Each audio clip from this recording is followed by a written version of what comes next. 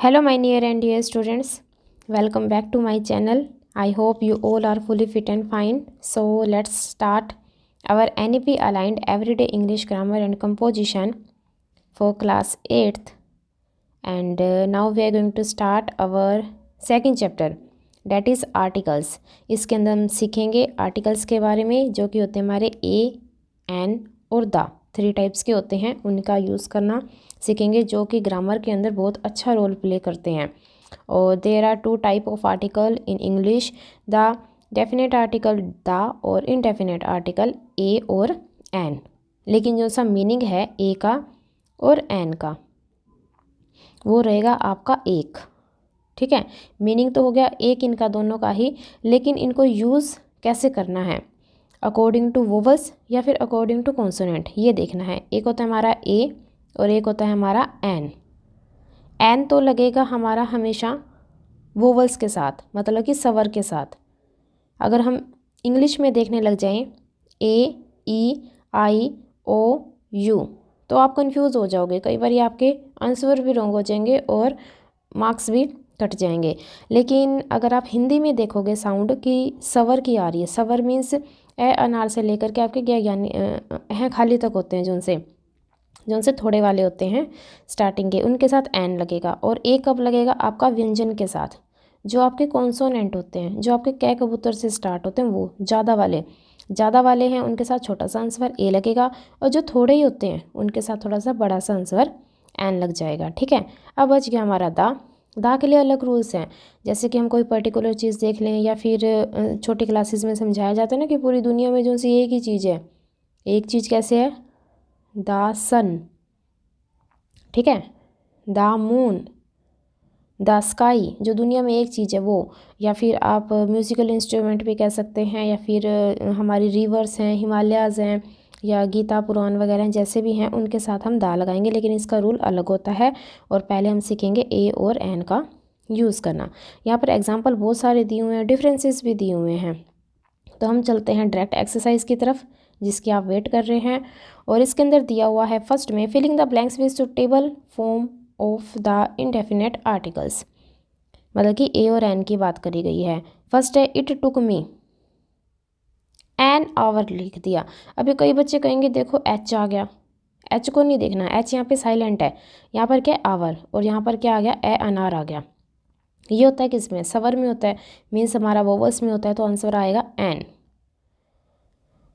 इसी तरह सेकंड है डैश, फिर है स्नो। स्नो किससे स्टार्ट हुआ, सैसलेट से, वो किस में है, कॉन्सोनेंट में है, व्यंजन में है, तो उसके साथ छोटे वाला आंसर ए स्नो हो जाएगा।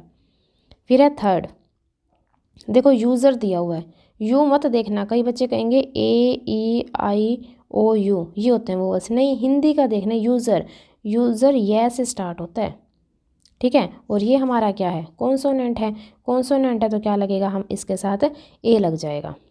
फोर्थ में क्या है, Maldives is a dash group, group गै गमला आया, तो क्या लगेगा, ए ग्रुप।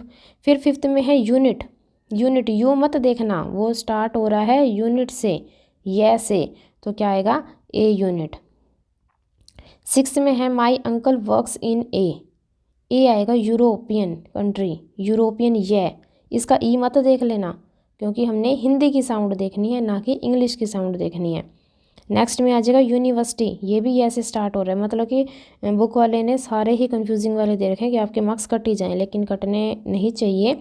आप हिंदी वाली साउंड देख लेना, इंग्लिश वाले मत देखना वो बस। और लास्ट वाले में क्या है, गोल्डन, गोल्डन क्या आ जाएगा, गै गमला, तो क्या आ जाएगा ए। ये कॉन्सोनेंट है, ये आपका व्यंजन है। और व्यंजन कै कबूतर वाले होते हैं, ज़्यादा वाले के साथ छोटा सा आंसर लगता है, और जो कम होते हैं उनके साथ थोड़ा सा बड़ा एन वाला आंसर। आगे आपका दा का यूज़ करना। अब ये दा का यूज़ करना कहाँ कहाँ है, जहाँ पर आपकी कोई पर्टिकुलर चीज़ दिखाई दे जाए, या फिर आपका ये कलेक्टिव नाउन दिखाई दे जाए, वहाँ पर इसने दिया हुआ है। आइलैंड हो, सी है, ओशन है, रिवर है, माउंटेन, आपकी बुक्स हो गए, न्यूज़पेपर हो गए, कोई यूनिक ऑब्जेक्ट हो गया।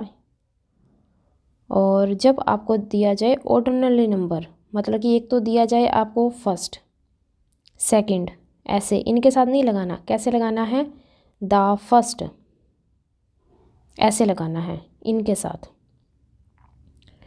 फिर हो जाएगा अगर दिया हो मिडल, टॉप, ओनली, सम, होल, इनके साथ भी लगा देना।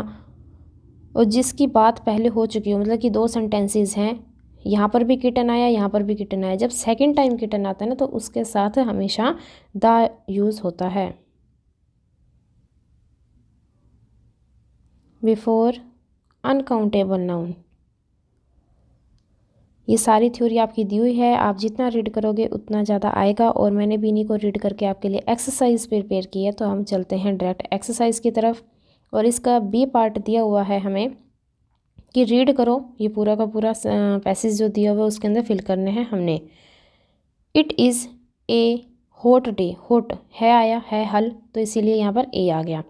आफ्टरनून एंड द रेलवे, यहाँ पे द आएगा, पर्टिकुलर कोई चीज़ आपको बताई जाए। फिर नेक्स्ट में आ जाएगा द नेक्स्ट स्टॉप वाज, फिर हो जाएगा एन आवर, आवर का मैंने अभी बताया था। फिर द हो जाएगा ए स्मॉल गर्ल, ए स्मॉल बॉय। फिर द आंट, ये स्टार्टिंग है आपकी सेंटेंस की। The children, the opposite, the further, the small girl, the small, ये स्मॉल गर्ल और स्मॉल बॉय दोबारा आगे दोबारा आ जाते हैं तो आप द लगा देते हो। फिर हो जाएगा ए स्ट्रेंजर, और इसी तरह से the boy, the ant, the girl, a limited, और फिर लास्ट में द आ जाएगा। अब हम करते हैं इसका लास्ट पार्ट इस चैप्टर का। इसके अंदर क्या दिया हुआ है कि आपको करेक्ट करने हैं सारे के सारे सेंटेंसेस। जैसे फर्स्ट है हिमालयज़ आ गया तो द हिमालयज़ आएगा, क्योंकि यहाँ पे सुपरलेटिव डिग्री है, EST है। फिर हो जाएगा the Germany and the Netherland आर लगा हुआ है ना, तो मैंने देखा कि तो प्लूरल हो गया, प्लूरल है तो इसका अलग करना पड़ेगा, इसका अलग। अगर हमने ये द नहीं लगाया तो ये यहाँ पर इज़ करना पड़ेगा, क्योंकि फिर वो सिंगुलर बन जाएगा। अब द 2 बार ही लगा दिया तो मतलब कि 2 जगहों की बात हो रही है, इसीलिए आर लगा हुआ है, वो सही है आपका। Raju is a lawyer in the supreme court, ठीक है। और the sooner you come the better it is, the लगेगा बेटर से पहले। और फिर हो जाएगा ऑल दो ओनली ए, ओनली के बाद ए लग जाएगा। और इसके अंदर है 6 में my uncle has a travelling company in the Maldives. फिर है द ब्रिटिश, और यहाँ पे ऑफिस से पहले लग जाएगा। लेकिन 9th में आप thank you for the wonderful lunch भी कर सकते हो, और thank you for a wonderful lunch भी कर सकते हो, according to your class teacher या फिर according to your mind. Last में हो जाएगा द, ए को काट के द आएगा यहाँ पे। Dentist asked Ruma to avoid the warm food for week.